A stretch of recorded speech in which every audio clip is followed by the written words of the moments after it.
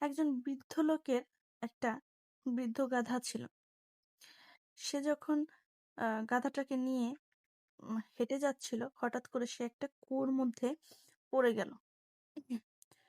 তো বৃদ্ধ লোকটা ভাবলো যে কুয়োটাও মরে গেছে, সেখান থেকে জল ওঠে না, গাধাটাও বৃদ্ধ হয়ে গেছে, কুয়ো থেকে তুলতে তাকে অনেক খরচ, লাভের থেকে লস বেশি।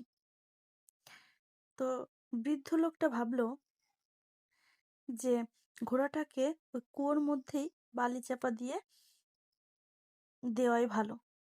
তো যেই ভাবা সেই কাজ, সে গাধাটাকে ওই কুয়োর মধ্যেই বালি চাপা দিতে শুরু করলো, বালি ফেলতে লাগলো। গাধাটা কি করলো জানেন?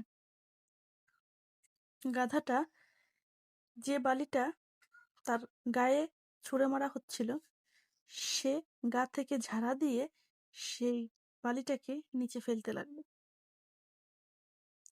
নিচে বালিটা ফেলতে ফেলতে একটা সময় বালিগুলো উঁচু হতে থাকলো, আর ওই গাধাটা বালির উপর দাঁড়িয়ে দাঁড়িয়ে উপরের দিকে উঠতে লাগলো।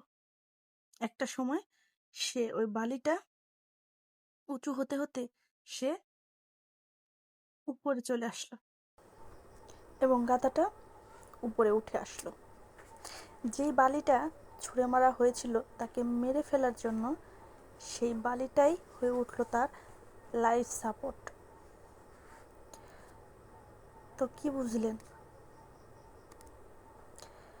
গল্পটা গাধার হলেও শিক্ষাটা কিন্তু মানুষের জন্য। তো সে যাই হোক, আজ আমি রান্না করছি পটল দিয়ে ডিমের ভাজি। এটাকে আমি ভুনাও বলবো না, ঝোলও বলবো না। যারা ডিমের ঝোল পছন্দ করে না, ঝোল খেতে পারে না, তারা এইভাবে যদি একবার খায় মুখে লেগে থাকবে। তো আমি প্রথমে 4টা ডিম ভেজে নিয়েছি। এর মধ্যে আমি কিছুই দিইনি, শুধু তেল দিয়ে আর লবণ দিয়ে ডিমটাকে পোচ করে নিয়েছি। আমি এখানে 2টা পটল নিয়েছি, 4 ফালি করে কেটে নিয়েছি। তো পটলটাকে আমি ডিম ভাজার পরে ভেজে নিয়েছি। সব ভাজা হয়ে গেলে ওই তেলের মধ্যে আমি পেঁয়াজ কুচি, মরিচ কুচি দিয়ে আমি হাফ চামচের মতো হলুদ, হাফ চামচের মতো শুকনো লঙ্কার গুঁড়ো, হাফ চামচের মতো জিরার গুঁড়ো এবং পরিমাণ মতো লবণ দিয়ে আমি পেঁয়াজটাকে সুন্দর করে কষিয়ে নিয়েছি।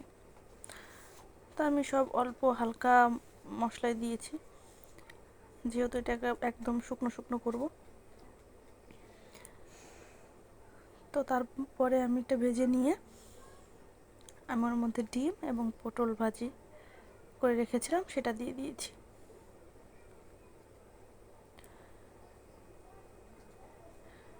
তো এখন আমি হালকা পরিমাণে একটু জল দিয়েছি, এতে সব কিছু একদম মিশে যায়, মশলাটা ডিমের মধ্যে ঢুকে যায়। তো তার জন্য তো আমি এখন জাল দিয়ে জলটাকে একদম শুকিয়ে নেব, শুকনো শুকনো করে নেব আর কি।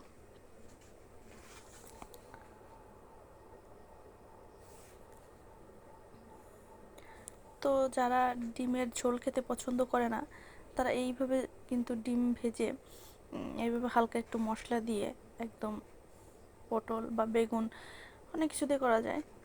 তো পেঁয়াজ দিয়ে এরকম একটা ভাজি ভাজি করলে সেটা কিন্তু খেতে অনেক টেস্টি হয়।